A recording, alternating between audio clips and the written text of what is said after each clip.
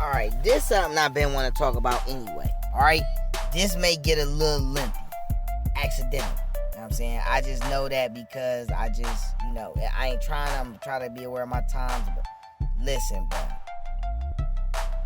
This draft is about to be retarded. Alright? Let me tell you a few things that's bothering me before I even try to have fun with this. Okay? First off, put some respect on Justin Fields' name. You know what I'm saying? Like, what the fuck is going on? You know what I'm saying?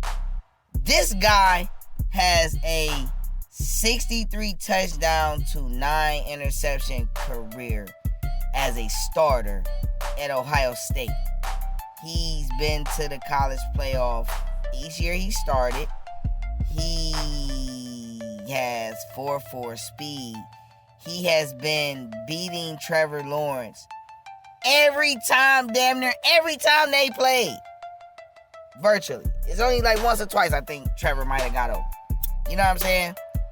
But now you're trying to say Zach Wilson is better than Justin Fields. And this has nothing to do with Zach Wilson.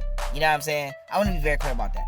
Like, this has nothing to do with Zach Wilson. He was just the person they put there.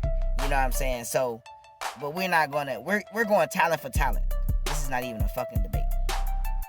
There's nothing that you can tell me Zach Wilson is going to do talent-wise with Justin Fields talent-wise. You feel what I'm saying? Which is why I think Kyle Shanahan and John Lynch moved up in the first place.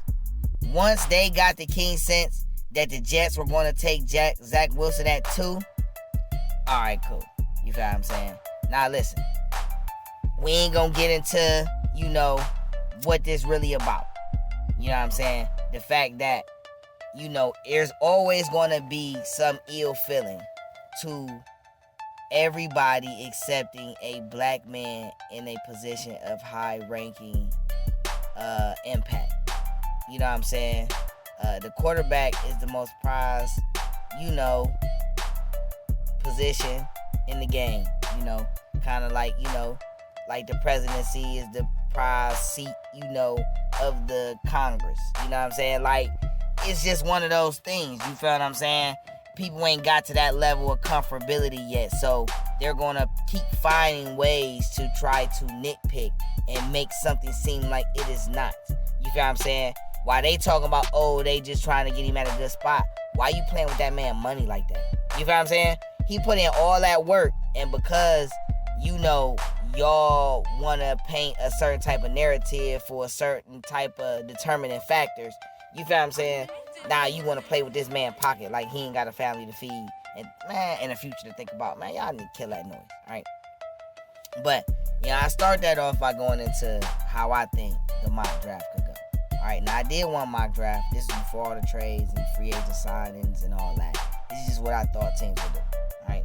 You can go check that out. You know what I'm saying? Follow DeeTrynt, on all platforms. You know what I'm saying? And catch that content. Or you can catch the video right here on the Goody Tunes channel. You know what I'm saying? And catch that content. But I'm looking at it, and Urban Meyer is the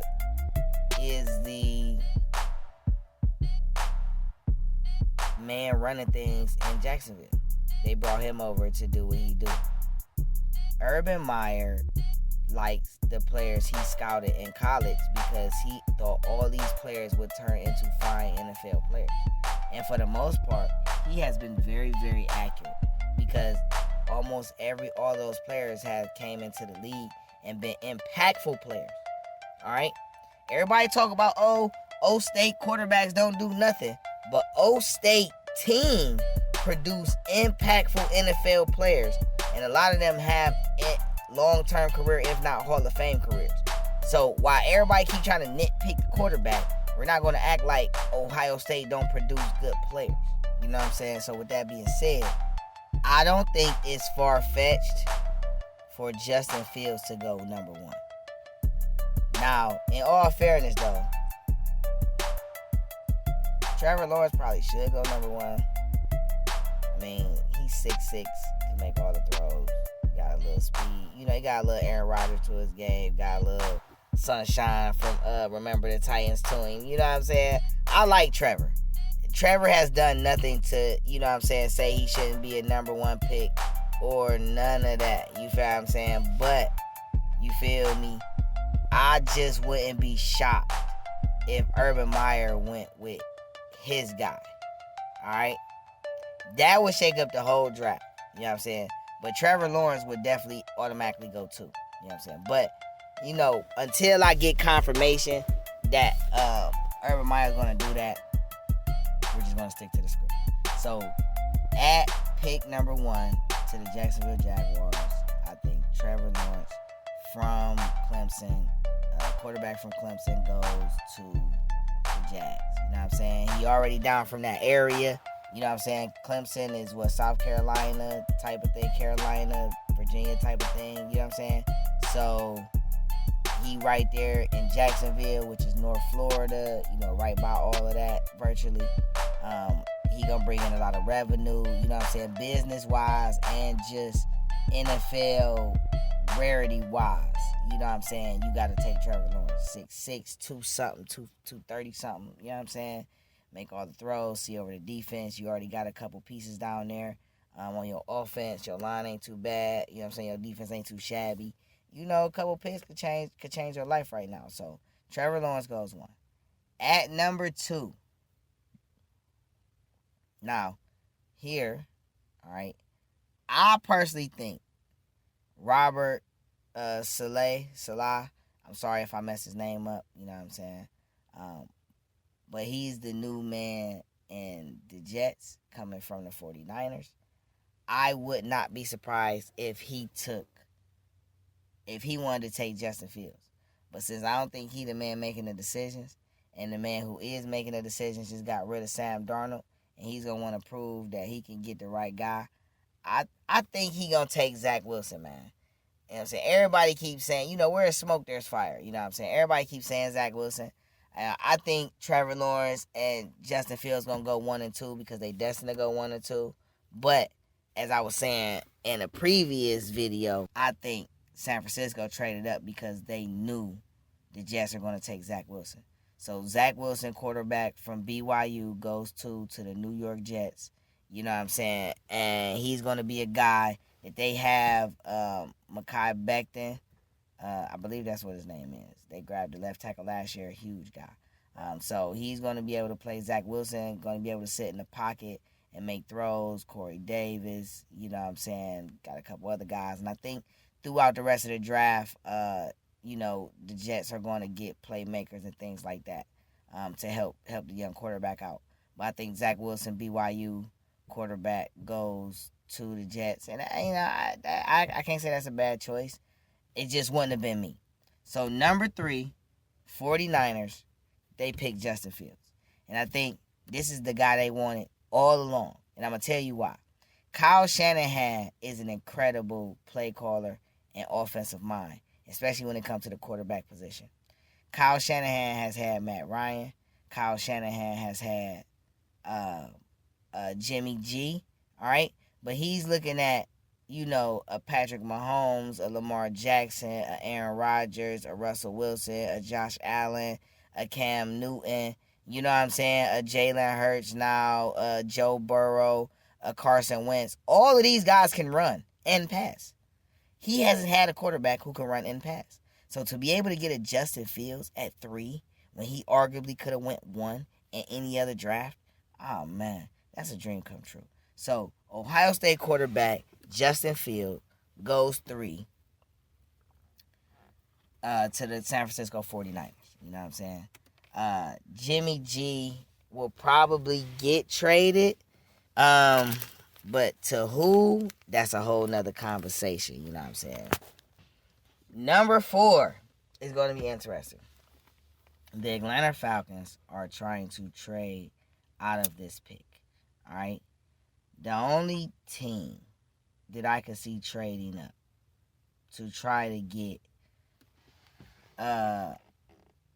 which will probably be like Jamar Chase, But I don't think Atlanta should trade out the pick. I think Atlanta should take the best offensive lineman on the board. I think Atlanta's line is kind of suspect, if I'm mistaken.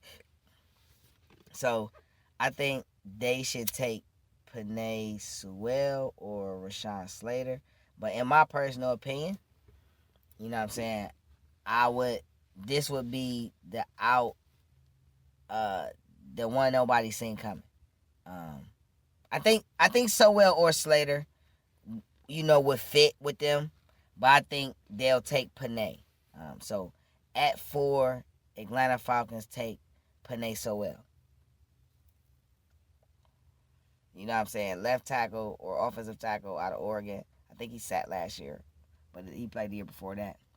Like 6'6", 6'7", big, long guy, strong, plays with power.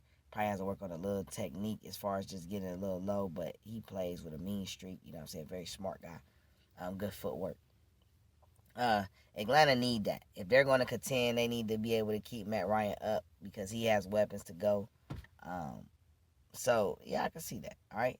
At number 5 for the Bengals. All right. The Bengals need an offensive line. Bottom line. They wanted Penei Sewell. I mean, you could see, something happen where the Bengals move up and try to get to 4 from Atlanta. They could bait the Bengals. It's possible. I doubt it. I don't know if the Bengals got Slater rated as high as Sewell like I do. I don't think it's that much of a talent difference and a potential difference between the two, in my personal opinion. Even though, you could, I think Slater is more suited if you wanted to move him to guard. You know what I'm saying? I think he would be more suited for that type of transition than Sewell. But, the Bengals could mess up everybody's draft, man. You know what I'm saying? They got T. Higgins, right?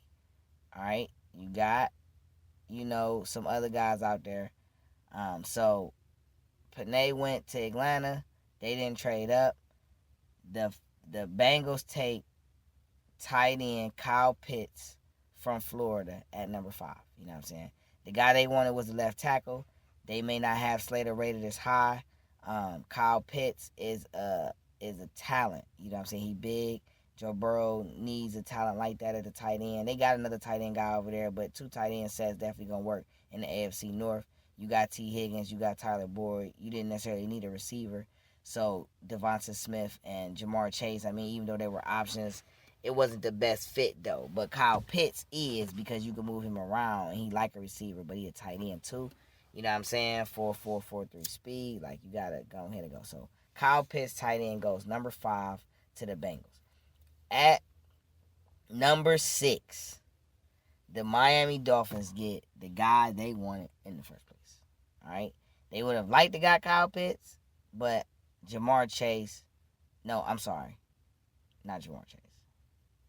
Devonta Smith will be the pick here. All right? So, at number 6, I got Miami taking Heisman Trophy winner Devonta Smith out of Alabama. And this is why. All right? They signed Will Fuller. But Will Fuller injury prone. But because the cap going up, and you need somebody who can play special teams too. Like, they got Jakeem Grant, you know what I'm saying? And they got Miles Gaskin, you know what I'm saying? But you put Will Fuller in there, you got a fast little team, you know what I'm saying? Devontae Parker is already your big, you know what I'm saying, your big receiver. So I don't think you necessarily need another big receiver. You got Gesicki at tight end. You know what I'm saying? You kind of nice. He nice. You know what I'm saying? He's going to get better. I would say take a running back, but ain't none of the running backs really that better than the other guys. And I think they want a speed guy to complement, a young speed guy to complement Devontae Parker. You know what I'm saying? Will Fuller in the slot and the speed is nice too. But, you can't bank on Will Fuller. And if I was them, I wouldn't just bank on Will Fuller because he don't stay healthy. So, Devonta Smith, the speedster, 6'1", 6'2", speedster, out of Alabama, former Heisman Trophy winner, goes to Miami. At number 7, the Detroit Lions, who got a new coach. You know what I'm saying? They moving on. They traded for Jared Goff.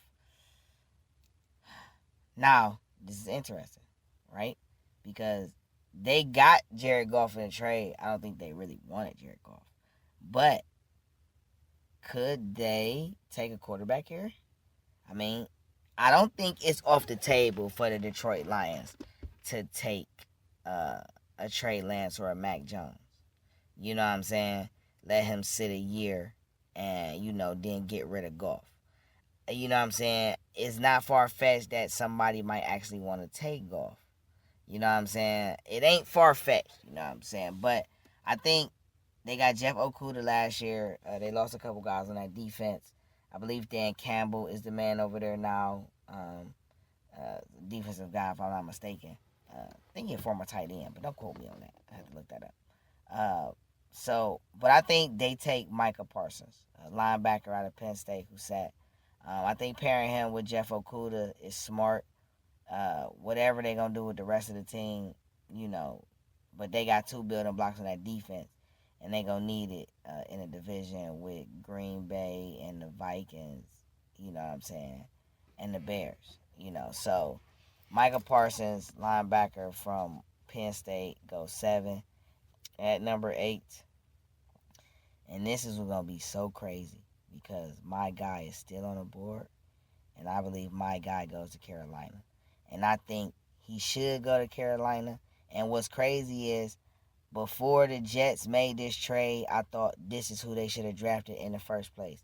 So I think fate just has its way. The universe does what it does.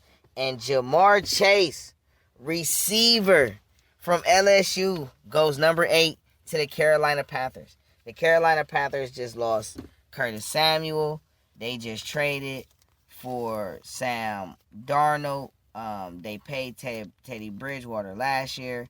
They only got Ed McCaffrey for real, and they got DJ Moore.